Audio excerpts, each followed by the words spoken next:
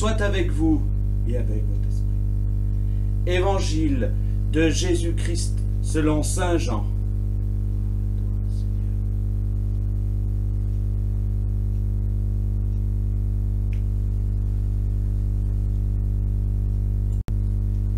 Le premier jour de la semaine, Marie-Madeleine se rend au tombeau de grand matin.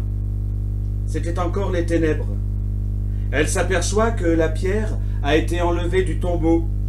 Elle court donc trouver Simon-Pierre et l'autre disciple, celui que Jésus aimait.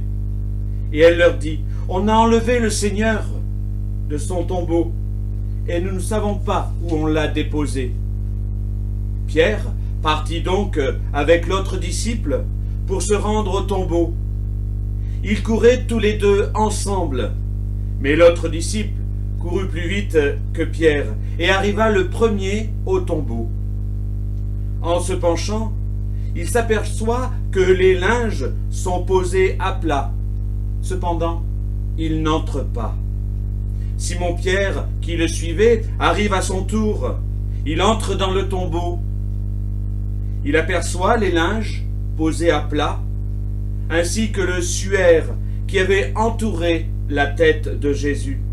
Non pas posé avec les linges, mais roulé à part à sa place. C'est alors qu'entra l'autre disciple, lui qui était arrivé le premier au tombeau. Il vit et il crut. Jusque-là, en effet, les disciples n'avaient pas compris que, selon l'Écriture, il fallait que Jésus ressuscite d'entre les morts. Acclamons la parole de Dieu. Alléluia, alléluia, alléluia, gloire au Seigneur. Alléluia, alléluia, alléluia, gloire au Seigneur. Gloire au Seigneur, alléluia, gloire au Seigneur, alléluia, gloire au Seigneur, alléluia, gloire au Seigneur.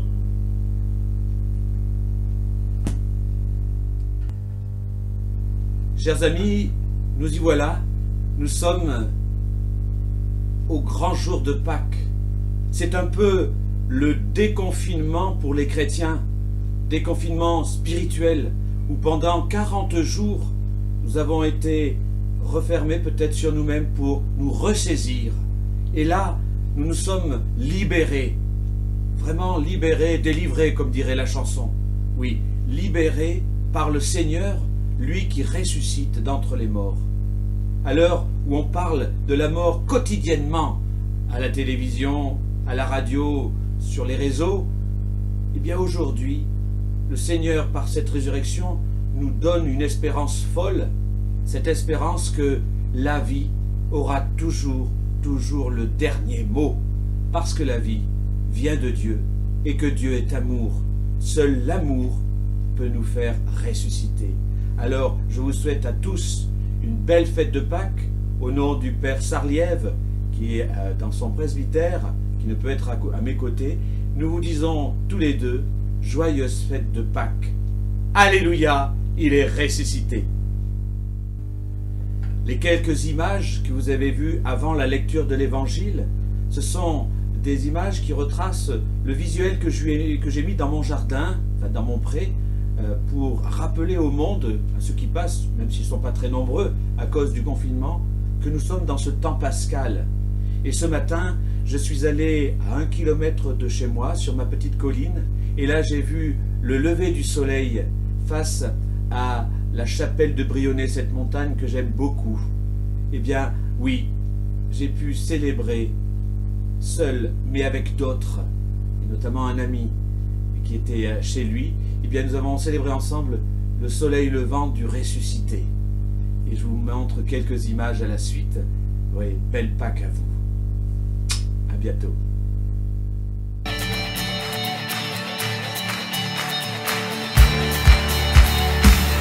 Ta parole est éternelle, alléluia, la bonne nouvelle, alléluia. Ta parole est éternelle, alléluia, la bonne nouvelle, alléluia. Ta parole est éternelle, alléluia.